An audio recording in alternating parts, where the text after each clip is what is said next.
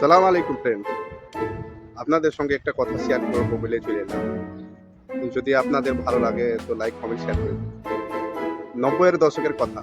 ৯০-এর দশকে যখন আমরা ছোট ছিলাম তখন গ্রাম থেকে যেত দেশি মুরগি শহরের দিকে। এখন গ্রামের লোকে শহরের সাদা মুরগি পোল্ট্রি মুরগি কিনে খায়। আগে গ্রাম থেকে যেত শহরের দিকে মাছ, ছোট মাছ বড় মাছ সবাই গিয়ে শহরাঞ্চলে বিক্রি করে।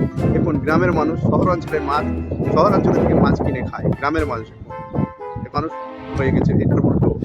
আগে দেখা যেত গ্রাম থেকে যেত ডিম ডিম কিনতো, ডিম দেশি মুরগি শহরের দিকে বিক্রি হতো। এখন সে ডিম পোল্ট্রি ডিম এখন মানুষ কিনে খায়। মুড়ি মুড়ি গ্রাম থেকে যেত শহর দিকে, সেই মুড়ি এখন শহরাঞ্চলে ভেজে গ্রামের দিকে আসে। এখন বর্তমান সবকিছু তার উল্টো, সবকিছু বাজারিকরণ। এই বাজারিকরণের জন্য এত অসুখ।